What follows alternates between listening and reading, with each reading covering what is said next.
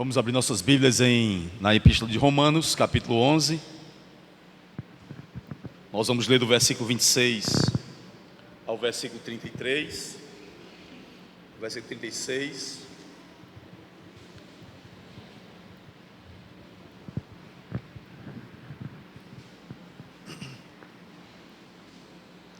Glória a Deus. Nós vamos dar razões acerca da nossa fé sobre um Deus soberano.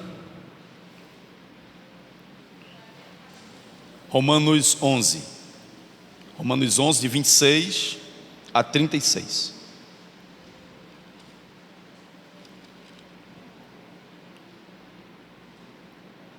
Vimos que a soberania de Deus, ela acaba com o desespero humano. Na quarta-feira passada nós vimos isto, que nos nossos desesperos nós podemos contemplar a grandeza de Deus, confiar nele, entregar nossa vida, depender dele, confiar no caráter dele, olhar para o caráter dele, quem ele é. E quando nós contemplamos quem ele é, o nosso desespero se esvai. Quando nós contemplamos quem ele é, sua fidelidade, nós percebemos que a nossa vida está confiada e escondida nele.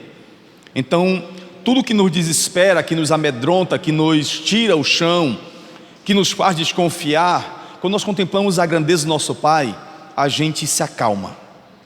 A gente percebe que Ele costura os tecidos da nossa vida, dos nossos caminhos, mediante o critério glorioso da sua soberania, do seu chamado sobre as nossas vidas, e faz com que todas as coisas cooperem para o bem daqueles que lhe amam.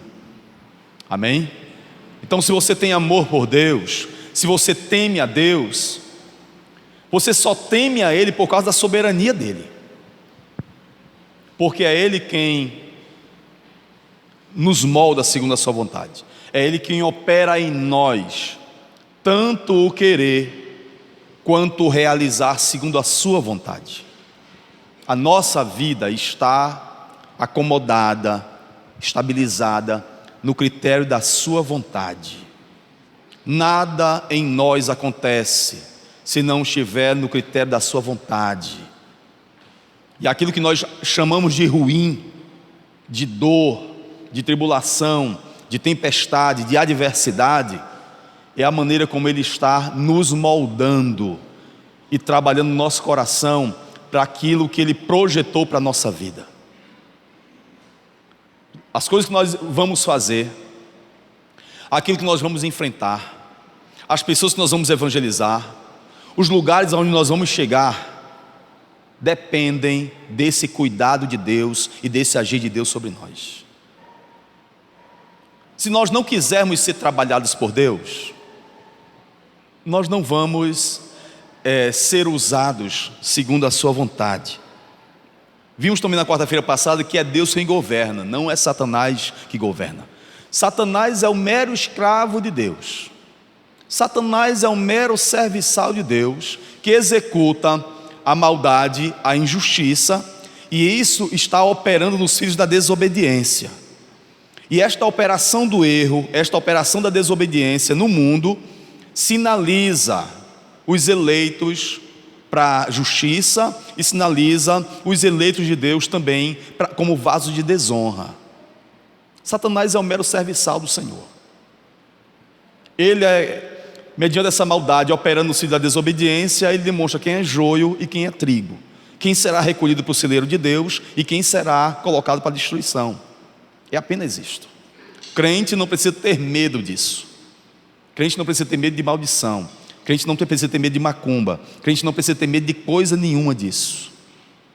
Deus, Ele está acima de todo principado e de toda potestade. Amém? Todas as coisas cooperam para o nosso bem. Estamos amparados no Senhor. Foi isso que nós vimos na quarta-feira passada. Então nós vamos perceber que essa soberania de Deus nos livra de tudo que é mazela, nos consola. Mas nessa quarta-feira agora nós vamos ver que a soberania de Deus também nos assombra. A grandeza dele também nos assombra, nos deixa cheios de temor, acossados diante de tanta majestade, Foi isso que Paulo percebeu, foi isso que Paulo sentiu, foi isso que ele descobriu em Deus. E ele vai mostrar isso aqui para a gente, amém? Romanos 11, versículo 26 diz assim: assim, todo Israel será salvo, como está escrito: virá de Sião o libertador, e ele apartará de Jacó as suas impiedades. Esta é a minha aliança com eles, quando eu tirar os seus pecados. Quanto ao evangelho, eles são inimigos por vossa causa. Quanto, porém, à eleição, amados por causa dos patriarcas. Porque os dons e a vocação de Deus são irrevogáveis. Porque assim como vós também, outrora, fostes desobedientes a Deus, mas agora alcançastes misericórdia, à vista da desobediência deles, assim também estes, agora, foram desobedientes para que, igualmente, eles alcancem misericórdia à vista da que vos foi concedida. Porque Deus a todos encerrou na desobediência, a fim de usar misericórdia para com todos. Ó profundidade da riqueza, tanto da sabedoria como do conhecimento de Deus! Quão insondáveis são os seus juízos, e quão inescrutáveis são os seus caminhos! Quem, pois, conheceu a mente do Senhor? Ou quem foi o seu conselheiro? Ou quem primeiro deu a ele para que lhe venha a ser restituído? Porque dele, e por meio dele, e para ele são todas as coisas. A ele, pois, a glória eternamente. Amém. Glória a Deus. Quando Paulo começou a entender o que era o chamado e a eleição de Israel, e agora como Deus havia separado ele, tirado ele de uma incompreensão do evangelho e chamado ele para evangelizar aqueles que não eram judeus. Ele, tão zeloso pelo judaísmo, agora foi chamado por Deus para falar do evangelho para quem não era judeu. Ele diz: mas como é que isso pode acontecer comigo, e como é que a minha vida muda tanto desse jeito? É isso que nós vamos entender. E Paulo ficou meio que tentando ver as coisas, e ele conseguiu perceber que Deus é onipotente e Ele faz tudo segundo lhe agrada. Amém? Deus é o grande oleiro, que pega a massa humana e deles faz vasos de honra e vasos de desonra. Foi isso que Paulo conseguiu entender. Ele é o grande oleiro celestial. É Ele quem elege, é Ele quem predestina, sem nos explicar o porquê. E a única razão para nós crermos na doutrina da soberania de Deus, que elege, que acolhe, que chama, a única razão é porque ela está exarada em toda a Escritura. Essa é a única razão, porque o porquê ele não diz. Só diz que é porque é para a glória dele. Como ele faz, por meio de Jesus Cristo, e porque ele faz, Paulo não conseguiu entender isso. Ele só conseguiu dizer assim: ó profundidade da riqueza, tanto da sabedoria como do conhecimento de Deus. Como é que eu vou entender isso aqui? É que nem a doutrina da Trindade, que a palavra não existe na Bíblia, mas você crê em Deus o Pai, que envia o seu Filho Jesus Cristo, e que nos sela pelo Espírito Santo até o dia da redenção, até que Ele volte. Aí você não vê a palavra Trindade na Bíblia, mas você crê nela, simplesmente pelo fato de estar lá. Você não entende o nascimento virginal de Jesus, mas você crê nele como o Verbo de Deus, que desceu do céu. Ele se fez carne e habitou entre nós. O dono do tempo entra no tempo e se prende no tempo e se aprisiona no tempo para ser o nosso Salvador. E o Senhor do tempo passa 9 meses na gestação. O Senhor do tempo leva 40 dias orando. O Senhor do tempo cresce, Ele espera todas as coisas. O Senhor do tempo é disciplinado na obediência, cresce como qualquer menino, cresce como qualquer jovem, aprendendo a obedecer a Deus, com muito sacrifício. Ele, que é o Senhor do tempo, é aprisionado no tempo, para nossa salvação. Ele não diz como, Ele não diz porquê, Ele só nos ensina a crer, porque está na sua palavra, e a sua palavra para nós é verdade. E Paulo, quando começa a perceber essas coisas, concatenar, ligar uma coisa com a outra, ele diz assim: que caminhos insondáveis Que profundidade de riqueza, tanto do conhecimento como da sabedoria de Deus. Os teus caminhos são insondáveis demais. Quem vai conhecer o pensamento do Senhor? Quem é que pode alcançar a sabedoria dele?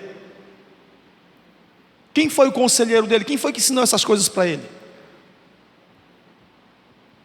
E ele só vai conseguir dizer assim: eu vou dar glória a ele, porque dele, por ele e por meio dele são todas as coisas que eu consigo compreender. Tudo é por causa dele, tudo é para ele, tudo é por meio dele. Eu só posso glorificar a ele por tudo isso.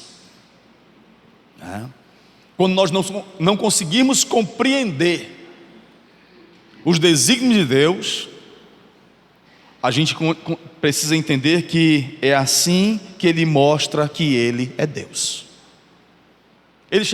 Paulo chega para os romanos, que ele escreve essa carta aos romanos, diz assim: ora, vocês são inimigos de judeus, e vocês não ficam com raiva de judeu, romanos, porque vocês são inimigos, porque eles têm um chamado, mas não creem em Jesus como Salvador, e vocês creram. Não fiquem com raiva deles não. E os romanos dizem: mas eles são judeus, eles são da linhagem de Jesus, como é que eles não creem em Jesus? Aí Paulo diz: mas por causa da eleição revelada aos patriarcas, eles são amigos de vocês. Eles são inimigos porque eles não creem em Jesus, mas vocês creem. Mas eles estão ligados por causa da eleição. Isto é, que Paulo está dizendo assim: a eleição, ela vai primeiro do que a salvação. A eleição, ela vai preparando um caminho até que a salvação chegue. No versículo 29, ele diz que o dom da fé, o dom para crer e a eleição dos patriarcas não se anula, é irrevogável. Os dons e o chamado de Deus são irrevogáveis. Então, romanos, não fiquem com raiva dos judeus, porque eles também vão alcançar a misericórdia do Senhor, porque essa misericórdia foi revelada aos patriarcas na antiguidade. E os dons de Deus e a eleição de Deus, eles são irrevogáveis, não tem como ser separado agora. Vai chegar o momento que eles também vão crer. Tudo tem um tempo de Deus. Não fiquem com raiva dos judeus. Versículo 29, né? No 30, ele diz assim: ora, vocês também eram desobedientes, não eram? Tá. Assim como vós também outrora foste desobedientes a Deus, mas agora alcançaste misericórdia à vista da desobediência deles. Tanto eles quanto vocês eram desobedientes, mas na desobediência de vocês agora, Deus pegou de vocês, deixou igual. Vocês eram desobedientes, eles também, e Deus usou misericórdia com vocês. Aprove a Deus amar vocês, tão desobediente quanto os outros, mas Ele não usou de misericórdia com vocês. Aí no versículo 31, ele vai dizer o seguinte: que agora, igualmente, eles alcancem misericórdia à vista do que vocês receberam. Os dois eram desobedientes, eles alcançaram misericórdia. E porque eles viram que a misericórdia de Deus, que é deles, alcançou vocês, eles não vão ficar para trás não. Eles vão querer também servir a Deus por causa desse amor, dessa graça e dessa misericórdia de Deus, que veio até um povo que não queria saber dele. No versículo 31, ele diz assim, versículo 32, né? Porque Deus a todos encerrou debaixo da desobediência, a fim de usar misericórdia para com todos. Ele colocou todo mundo debaixo da mesma coisa, da mesmo juízo, da mesma condenação. Para que ele faz isso? Para que toda a carne, para que todo ser humano entenda, seja judeu, seja gentil, que não existe outra porta de salvação. Nem judeu pode se orgulhar porque é família de Jesus, e nem gentil pode se orgulhar porque Deus usou de misericórdia com eles. Todos estão debaixo da desobediência, para que todos conheçam que só existe uma porta de salvação, que é Jesus Cristo, o Filho de Deus. Ó profundidade das riquezas! da sabedoria e do conhecimento de Deus, quem é que pode julgar o critério dele de amar? Quem é que pode dizer assim, não faça? Abra sua Bíblia em Jó capítulo 9. Quando você achar, procura o versículo 12. Veja a pergunta que Jó faz.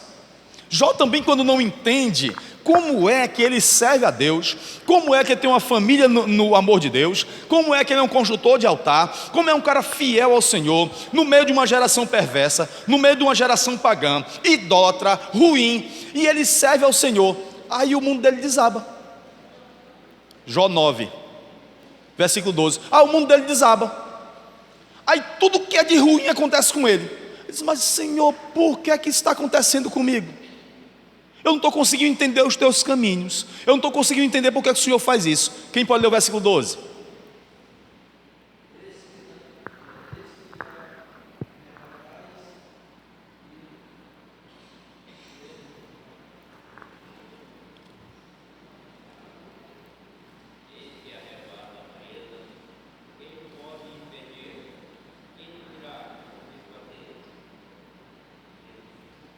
Ele arrebata a presa, e quem poderá dizer o quê? Quem é que vai poder impedir? Quem vai poder dizer assim, Senhor, por que você está fazendo isso? Quem vai se atrever a perguntar para ele por que ele faz isso? Quem vai se atrever para dizer para o oleiro, dizer assim, mas por que você vai fazer uma telha e não um tijolo? Mas por que você pega esse pedaço de barro e vai fazer um vaso e não uma outra coisa?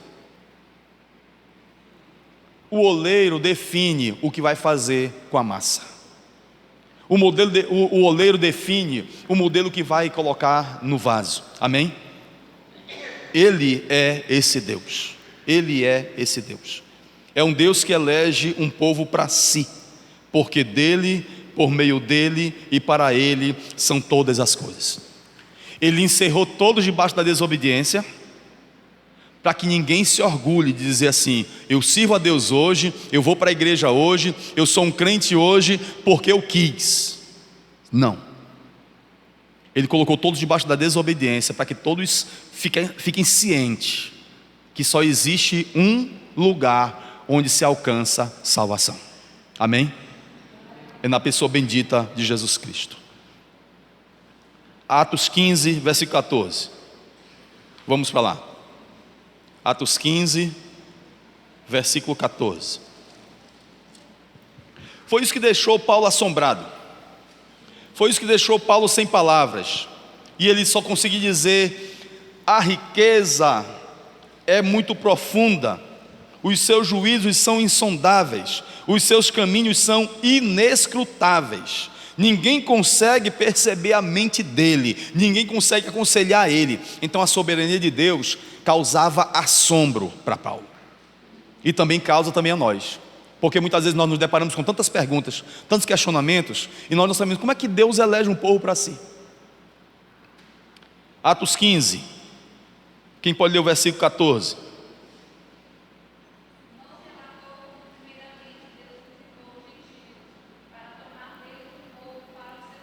Para quê? Para tomar deles, dentre eles, um povo para o seu nome.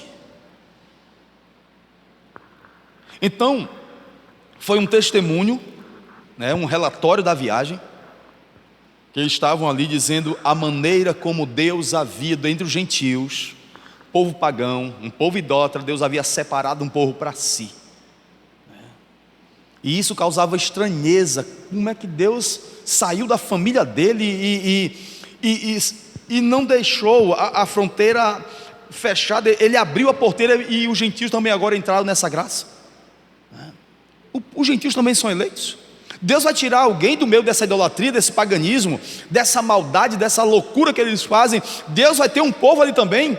E Deus está dizendo, eu vou tirar um povo do meio desse povo e vou chamar eles povo de Deus. E eles ficavam assombrados diante disso. Antes da salvação vinha a eleição. A eleição, ela atravessa o mundo. Deus envia a eleição e vai até Ur dos Caldeus, lá na Caldeia, e vai procurar alguém. No meio daquela idolatria, no meio daquele paganismo, ele vai encontrar Abrão e vai se revelar a Abrão. E a eleição entra na história, atravessa o mundo em busca dessas casas e desses corações, até que a salvação chegue, até que a salvação apareça para eles. Esses corações e essas casas começam a ser sinalizadas com a graça de Deus. Então é onde entra a predestinação. Ela organiza as pessoas que vão levar a palavra, os exércitos que vão levar a mensagem, o momento que a escama dos olhos vão cair, os meios empregados para a salvação. E a predestinação de Deus, a soberania de Deus, ela nunca vai errar o endereço, ela nunca vai errar o caminho e ela nunca vai errar a casa. Nunca vai. E quando nós analisamos tudo isso, a gente percebe o quanto a misericórdia de Deus está sobre nós, o quanto ela nos alcançou e o quanto privilegiado nós somos por isso. Amém? Ora, eu estou aqui pregando esse evangelho e muitas vezes a gente não entende como as coisas se sucederam para nós estarmos aqui. Você está sendo alimentado com a palavra do Senhor, mas você não entende, muitas vezes não sabe como isso chegou até vocês. Minha mãe morava nas brinhas das matas do Acre. Meu avô era soldado da borracha.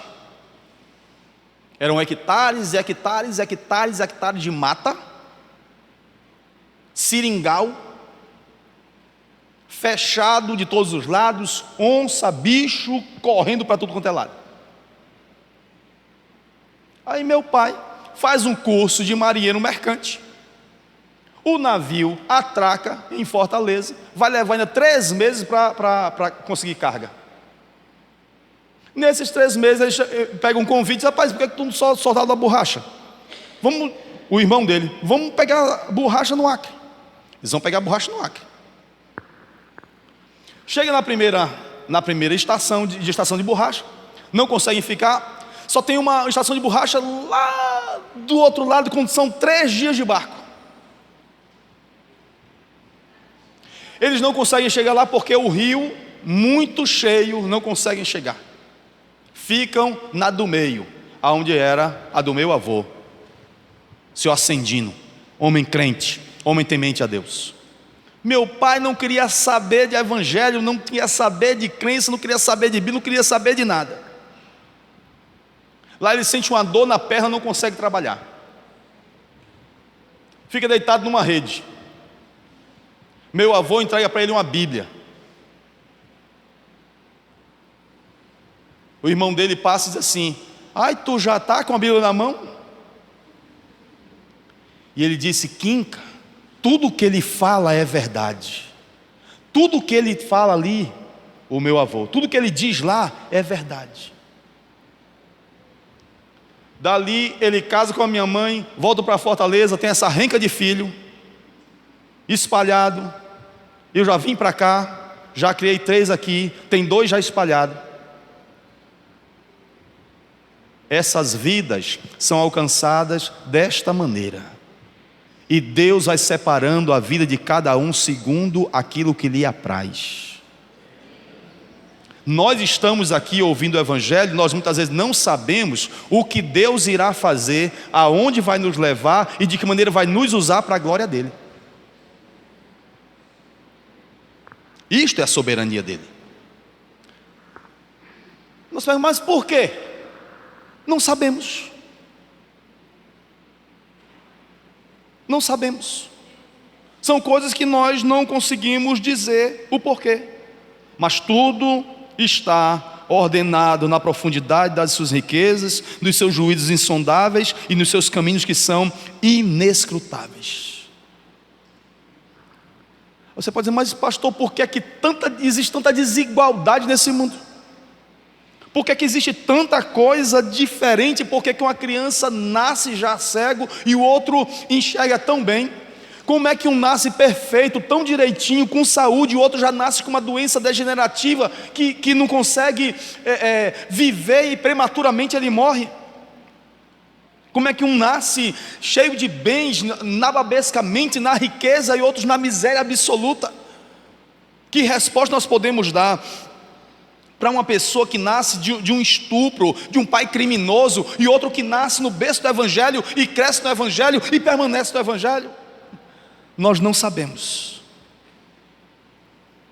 Vamos ficar perguntando esses porquês, vamos dizer, nós não sabemos. Porque quando Paulo estava tentando entender como é que Deus salvava os gentios, em vez de revelar isso aos judeus, ele diz assim: é profundidade das riquezas, tanto da sabedoria quanto do conhecimento de Deus. Quem foi o conselheiro dele? Quem foi que ordenou isso para ele? Ninguém fez isso para ele. Ele é um Deus soberano, e aquilo que ele não cabe em nós, porque se coubesse a nós, ele deixaria de ser o que ele é. E Deus só é Deus pela capacidade que Ele tem de ser maior do que a nossa capacidade de entender o que Ele faz. E só por isso Ele é Deus. Ele é sempre este ser outro, Ele é sempre esse insondável, Ele é sempre esse ser intraduzível, indomesticável. E por isso Ele é Deus. Porque quando o ser humano diz assim: não, eu já sei quem é Deus, o que ele chama de Deus não é o Deus da Bíblia, é o Deus dele, é o Deus que ele construiu no coração dele, é o Deus que ele construiu na imaginação dele, é o Deus que ele construiu para ele. O Deus da Escritura é o Deus das riquezas insondáveis e dos caminhos inescrutáveis. Portanto, quando Deus lhe fizer passar por caminhos que você não conhece, por situações que você nem imagina, e que você diz: não, mas eu não mereço isso, Ele está lá de cima olhando para a sua cara e dizendo assim: você não merece isso? Quem foi que disse que você não merece isso? O que é que você merece? E Paulo entendeu e disse: todos estamos encerrados debaixo da desobediência, para que a glória seja dele, a ele seja a glória. Porque dele, por meio dele e para ele são todas as coisas. As tribulações que nós passamos, aquilo que nós não entendemos, os questionamentos que nós temos, os propósitos que nós não alcançamos, Ele vai convergir para que o nosso coração esteja quebrantado diante dos caminhos insondáveis que Ele tem, para que isso gere confiança na gente, para que isso gere dependência na vida da gente. A pessoa diz assim: mas eu não entendo isso aqui, eu não consigo entender isso. Aí você olha para a Bíblia e diz: mas por que é que Deus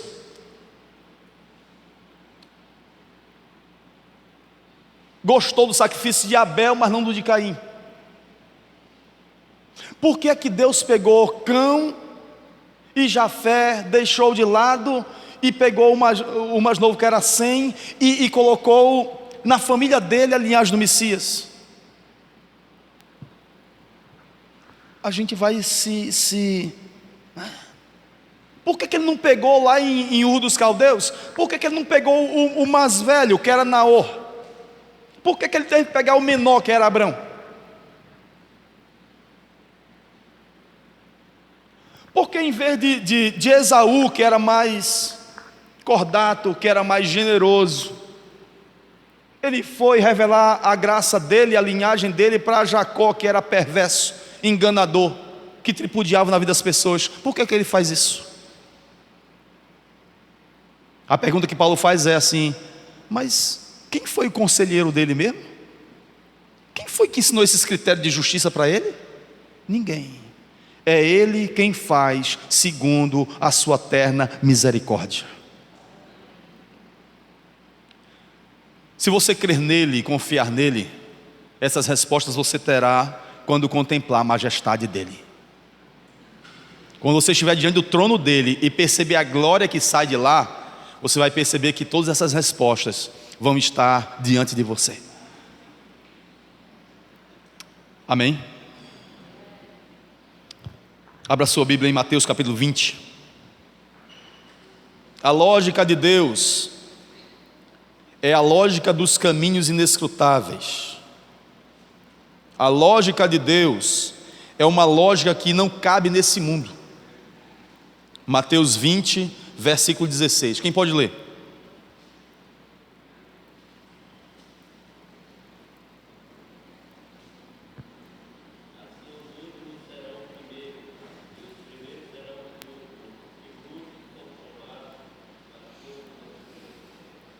Como é que você vai entender isso?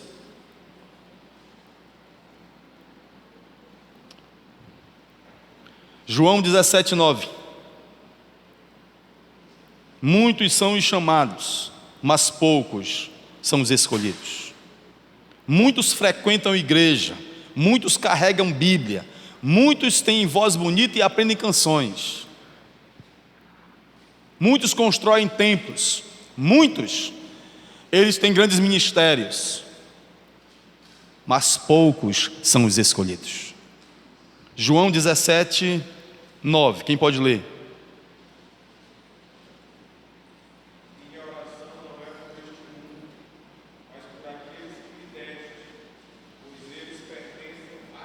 Pronto, acabou.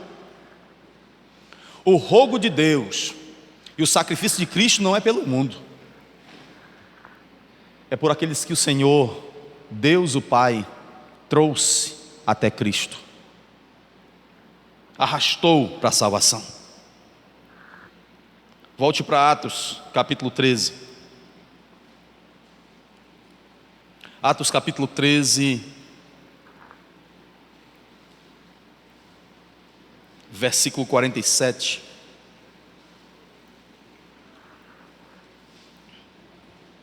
Quem pode ler o 47?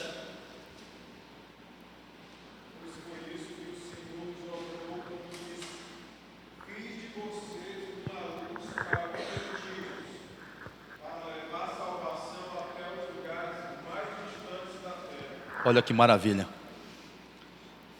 Lê o 48 também.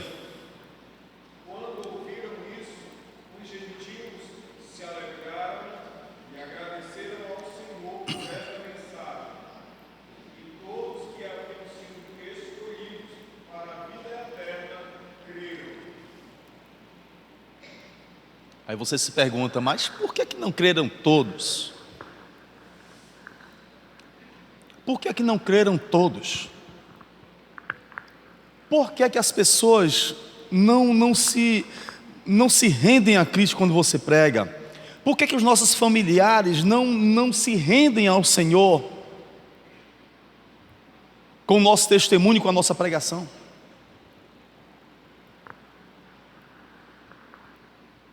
Paulo, quando ele imaginava, mas por que a nossa linhagem, por que os judeus não se rendem a Cristo? Como é que eles são tão cegos, que eu era tão cego quanto eles, mas por que eu consigo enxergar e eles não conseguem enxergar?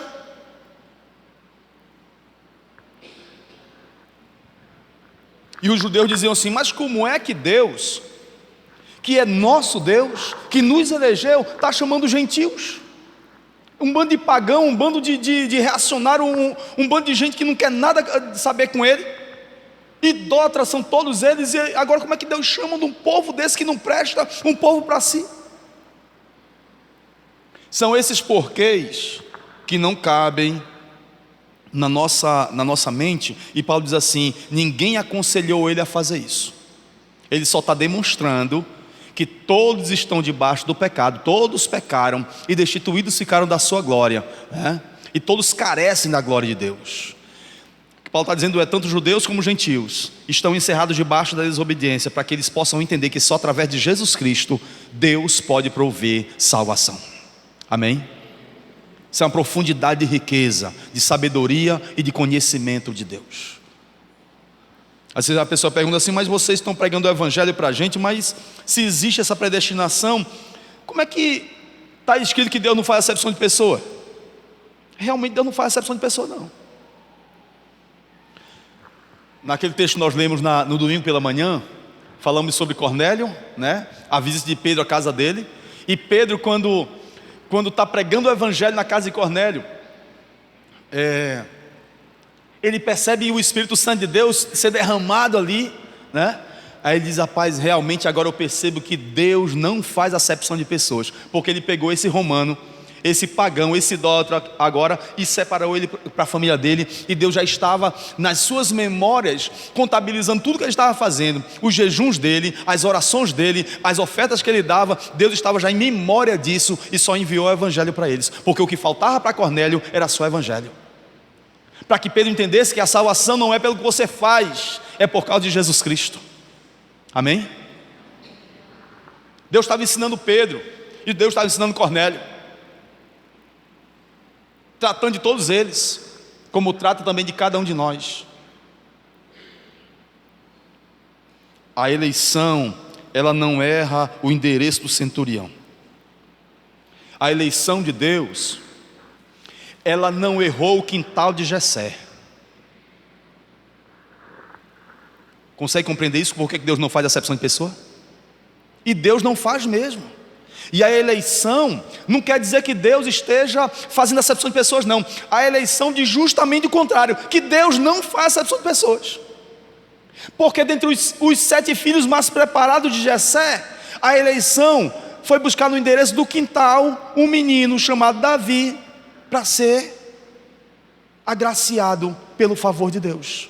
Então, não é porque ele era pequenininho, não é porque era o mais frágil, não era porque era o menos preparado, que o amor de Deus não ia alcançar. Deus alcançou ele. Amém? Então Deus realmente não faz acepção de pessoas, né?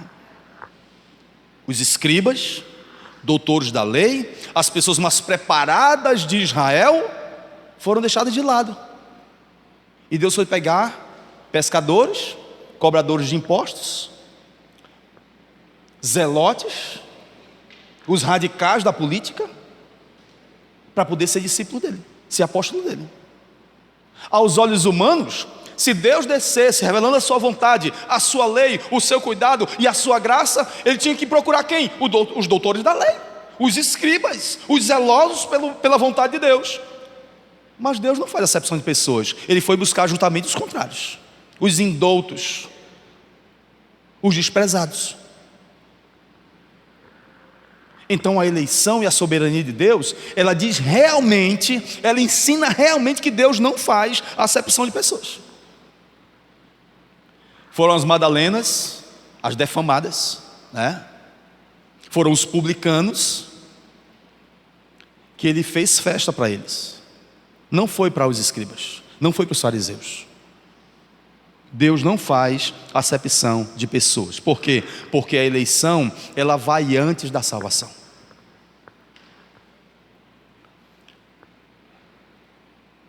João 4, versículo 4. Encontra aí, veja o que diz.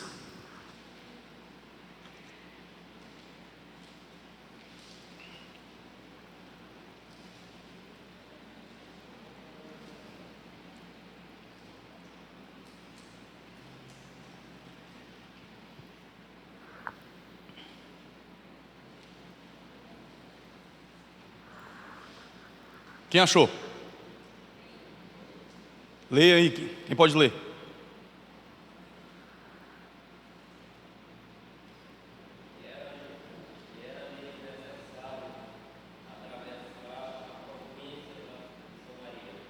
Uhum. Percebe? Percebe como a eleição vai antes da salvação? Você consegue compreender que a eleição ela vai adiante da salvação?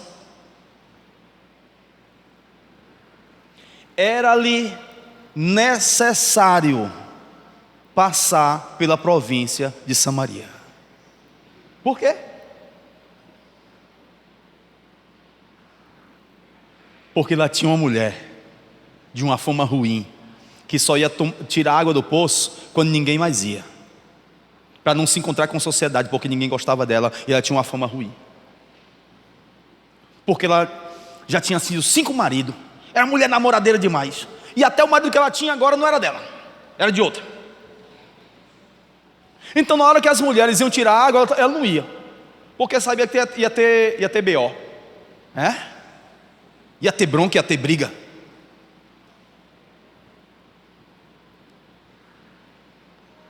Mas a palavra do Senhor diz assim: era-lhe necessário passar pela província da Samaria, porque ali havia uma alma, um coração, uma vida que a graça dele e o amor dele precisava encontrar.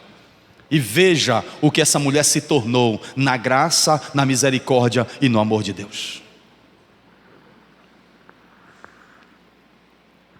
Deus não faz acepção de pessoas, porque se fizesse acepção de pessoas, nós não estávamos salvos no Senhor, nem amparados na sua misericórdia. Ele ia procurar os melhores, ele ia procurar os bons, mas ele diz assim: todos estão encerrados debaixo da desobediência, todos carecem da glória de Deus, para que nenhuma alma se vanglorie na sua força e na sua autossuficiência. Amém? Então esse argumento de que Deus não faz acepção de pessoas, realmente Deus não faz acepção de pessoas, e a eleição prova isso. Mas pastor, onde é que fica a responsabilidade humana nisso? Até onde eu sou responsável pelos meus atos? Se Deus faz tudo, se Deus opera em mim tanto querer como realizar, eu tenho responsabilidade nisso? Tenho, porque eu estou encerrado debaixo da desobediência. E aquilo que nós vimos na quarta-feira passada: se não estou debaixo da desobediência, eu sou escravo do pecado, e os meus membros, eles só servem ao pecado. Volte para João capítulo 6. João capítulo 6, procura o versículo 44.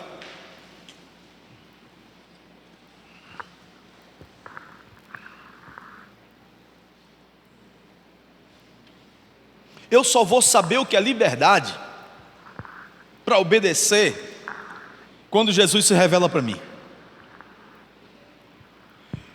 Eu só vou ser livre para reconhecer o agir de Deus na minha vida e para dizer assim: faço isso, e as razões por que eu faço isso, quando eu conheço a Jesus Cristo. Quem pode ler o versículo 44? Ninguém pode vir a mim se o Pai que me enviou não trouxer, e eu ressuscitarei no último dia. Pronto. A nossa segurança no Senhor, de sermos ressuscitados no último dia, se passa não pela minha escravidão, mas pela minha liberdade em Cristo. Só serão ressuscitados aqueles que o Pai mandar o endereço para Jesus. Quem pode ler o 45? Está escrito nos profetas: serão todos ensinados por Deus, portanto, todo aquele que da parte do Pai tem ouvido a pedir, esse venha a mim.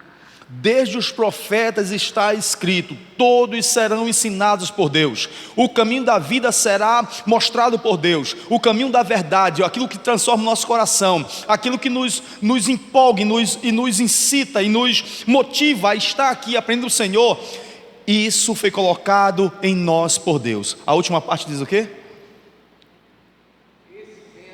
Esse virá a mim. Este virá a mim. Ah, pastor, mas onde é que fica a minha liberdade? Onde é que fica o meu livre-arbítrio? Eu não sou dono de mim mesmo, eu não posso fazer as coisas. Meu irmão, se você pode fazer as coisas, então pare de pecar, faça o exercício. Vá para casa hoje, né? Vá para casa hoje, já que você é tão livre, tão livre, tão livre, tão livre, tão bom, tão capaz. Vá para casa hoje e faça a sua oração na hora de dormir e diga: Senhor, eu te prometo que a partir da manhã eu não peco mais.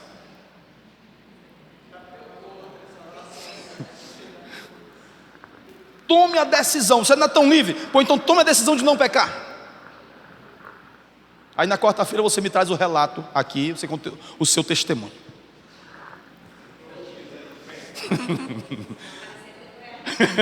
Aí você conta o seu testemunho na quarta-feira, né?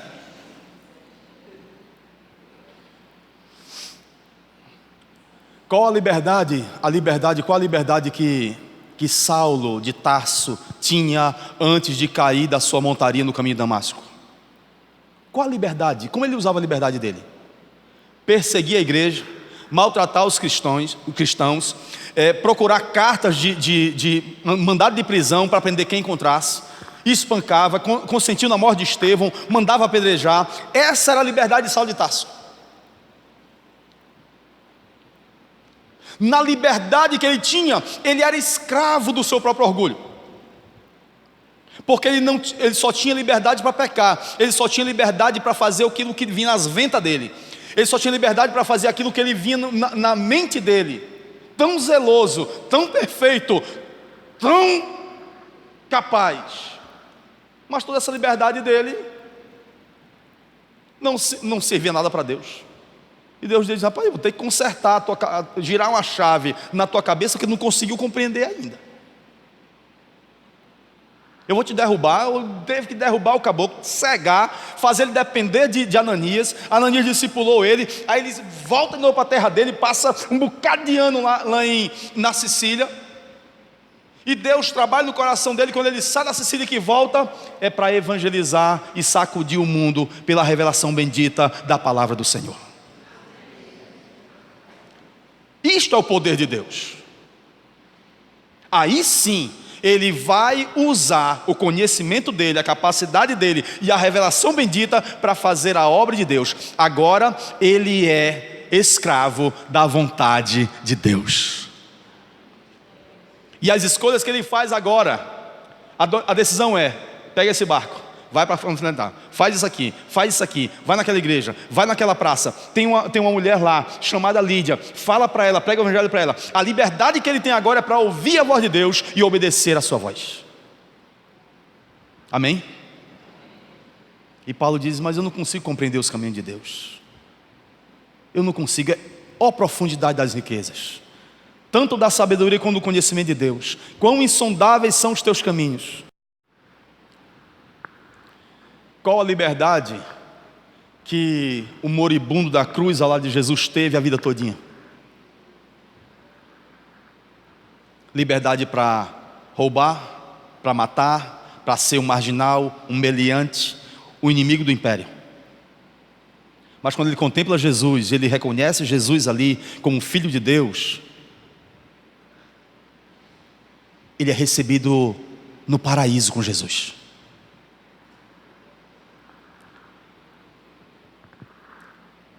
Eles tinham livre-arbítrio de quê? Para que serviu o livre-arbítrio deles? Para nada, só para pecar. E muitas vezes nós queremos nos orgulhar de ter livre-arbítrio para quê? Só para pecar. E conhecereis a verdade, e a verdade vos libertará. Se pois o Filho vos libertar, verdadeiramente sereis livres. Porque sem o Filho nos libertar, sem a liberdade em Jesus Cristo, a nossa liberdade é uma ilusão, é uma mentira que Satanás conta. Porque o livre-arbítrio do ser humano sem Jesus é ainda o sussurro da serpente que rasteja na grama.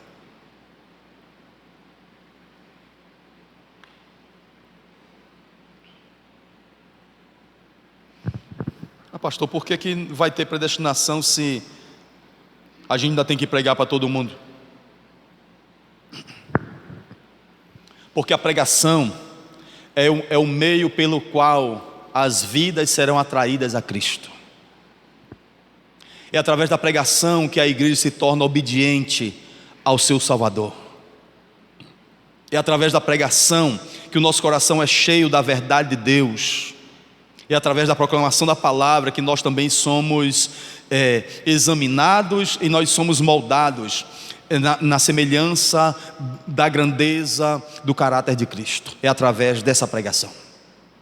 E quanto mais nós aprendemos para pregar, mais nós nos moldamos à vontade de Deus. E quanto mais nós proclamamos a vontade de Deus, mais nós conhecemos quem Ele é. E essas verdades vão tomando conta da nossa vida. O sacrifício de Cristo, o seu amor, sua misericórdia eram suficientes para salvar todo mundo. Suficientes. Grande demais, maravilhoso demais.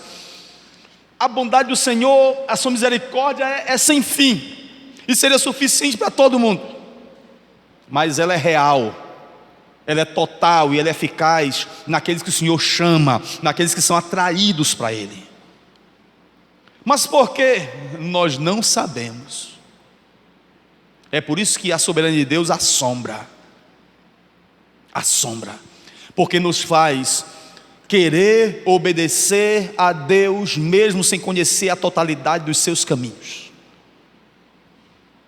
Gera assombro porque nós, na nossa vã realidade, na nossa vã maneira de caminhar por aqui, e aquilo que esse mundo nos rodeia como cosmovisão e como experiências de vida, a gente só quer fazer aquilo que a gente domina. A gente só quer fazer aquilo que nos gera compreensão. E a gente muitas vezes olha para as cores de Deus, olha para a soberania de Deus, para a salvação, para a graça de Deus, para o agir de Deus na igreja, que a igreja é uma coisa, é um ET aqui. A igreja é um ET. A igreja é uma coisa absurda nesse mundo. Porque o que rege a igreja não é o sistema do mundo, é o sistema do céu. E nós estamos inseridos nesse corpo de Cristo, e nós muitas vezes queremos perceber as cores de Deus com a mente daqui. Não cabe. Não vai dar certo. Como é que isso é eficaz apenas nos eleitos? Isso é para a gente conhecer a palavra do Senhor e nos submeter à palavra de Deus. Quando eu não conseguir entender, eu tenho que pedir de Deus ao menos a possibilidade e a capacidade de crer na sua imensa misericórdia. É pela pregação que os eleitos são chamados para fora do mundo. É pela pregação que eu e você fomos tirados da nossa vã maneira de viver para poder servir a Deus. Ó profundidade das riquezas, tanto da sabedoria quanto da ciência de Deus. Quão insondáveis são os teus juízos e quão inescrutáveis são os teus caminhos. Porque dele, por meio dele e para ele são todas as coisas, a ele, portanto, a glória. Louve a Deus pelo fato de você ser o que você é, ter o que você tem e estar experimentando o que você está experimentando.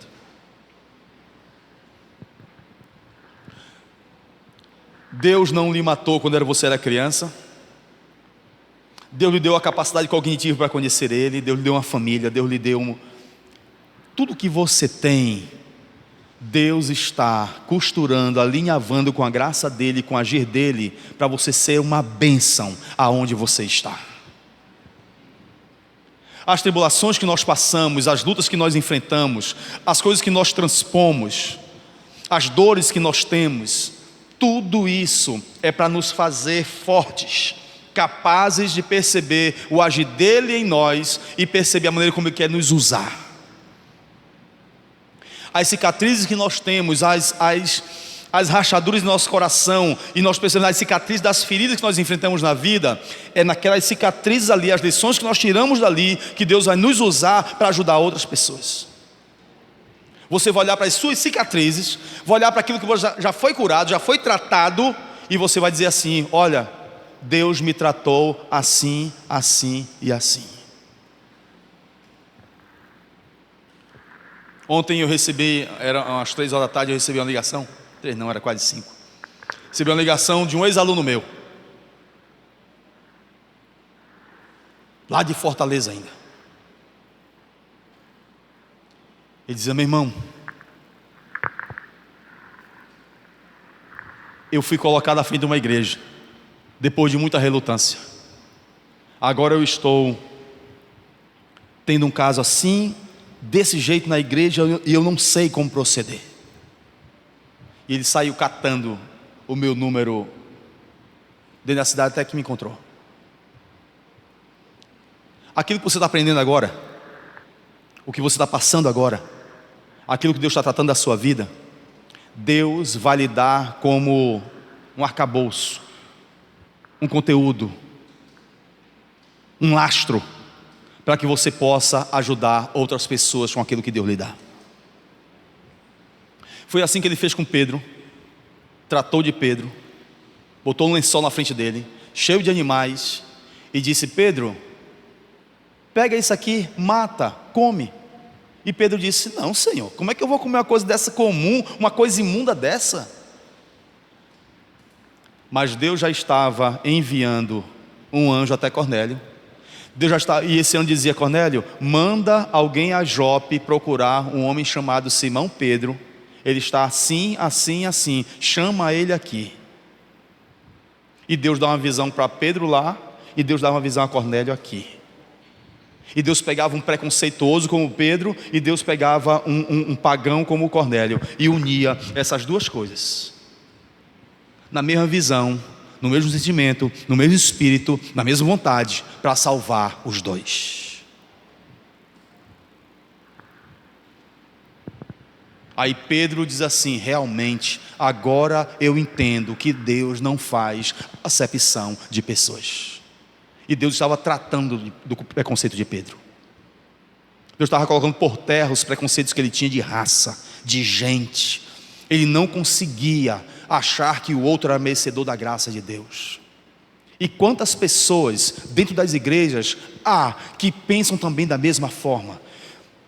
Não, essas pessoas na igreja, não, essas pessoas aqui conosco, não, irmãos, vamos prestar atenção. Deus quer nos encher da sua graça justamente para que o evangelho e a pregação alcance esses corações. Amém? Essas tensões sempre vão ocorrer. Ocorria aqui, capítulo 11 que nós lemos: judeus e gentios em pé de guerra. E Paulo diz: não tenham raiva de judeus. Quando vocês estavam desobedientes, eu não levantei o faraó, a minha misericórdia não levantou a Síria, o meu poder, minha graça não levantou a Babilônia. E vocês não eram desobedientes, e eu não usei eles para disciplinar vocês.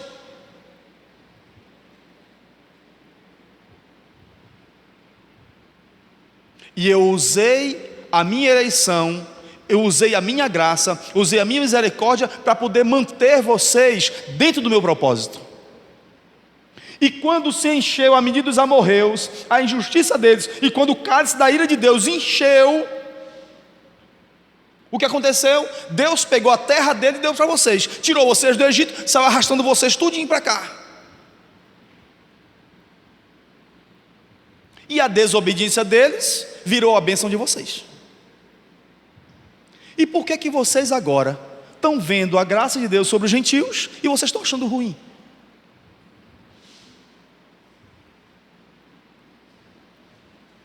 Pela desobediência deles, vocês creram. E agora, gentios, eles vão ver a misericórdia de Deus na vida de vocês e também vão se chegar a Ele. Então todos estão encerrados debaixo da mesma incredulidade e da mesma desobediência, para que a grandeza do amor de Deus se torne absoluta em vocês dois. E vocês não têm que estar com raiva nenhum do outro. Vocês não precisam ter raiva de judeu, nem os judeus têm raiva de vocês. E não precisa haver essa besteira de tensão. Todos nós pecamos e carecemos da sua glória. Amém? Que o Senhor nos abençoe. E quando nós ficarmos assombrados com a soberania de Deus, quando as perguntas vierem e nós não soubermos o que dizer, você só tem uma opção: crer na palavra do Senhor. Deixa a palavra do Senhor lhe conduzir. Deixa a palavra do Senhor lhe conduzir. Deus tirou Abraão de Ur dos Caldeus e diz assim: Abraão, anda na minha presença e ser perfeito. Vai dar certo. Tu vai conseguir encontrar um caminho. Eu vou te mostrar. Mas tu vai andando comigo. Sem dizer para onde ia, sem dizer como era, sem dizer como era a estratégia. Anda comigo. Abraão creu. E Abraão, velho, já amortecido, com promessa de filho, e Deus disse: Abraão, sai da tua tenda, olha para o céu. Conta as estrelas, se é que tu consegue. Abraão, tu não vê a tua descendência, tu não vê tua geração, tu não vê tua família, mas eles serão tão numerosos como a estrela do céu. E a palavra do Senhor diz que Abraão creu, e isso lhe foi imputado como justiça.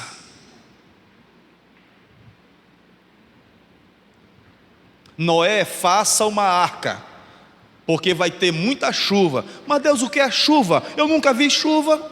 É porque realmente não tinha chovido. A terra que brotava, a planta que tinha, as árvores que tinham, é porque subia um vapor da terra, uma neblina, e essa neblina virava água, voltava para a terra e regava, e então brotava tudo, mas não havia chuva. Mas Noé obedeceu a Deus, mesmo sem saber o que era a chuva. No tempo de Noé, a chuva vinha de baixo. Depois ele mostrou para Noé o que era a chuva vindo de cima. Mas foram 120 anos pregando esse evangelho sem ninguém crer. E quando Noé não sabia, e quando Noé sofria, e quando Noé padecia todo o escárnio e todo aquilo que era vergonha, ele construía a arca para a salvação da sua família. Embora você não veja a sua família salva, embora você veja incredulidade no meio dos seus, construa a arca. Obedeça a Deus e pregue o evangelho. Só creia. Deixe Deus ser Deus. Ó profundidade das riquezas, tanto da sabedoria quanto do conhecimento de Deus. Quão insondáveis são os teus juízos e quão inescrutáveis são os teus caminhos. Quem, pois, deu primeiro a ele para que seja recompensado? Quem foi o seu conselheiro? Porque dele, por meio dele e para ele são todas as coisas. A ele, pois, seja a glória. Amém?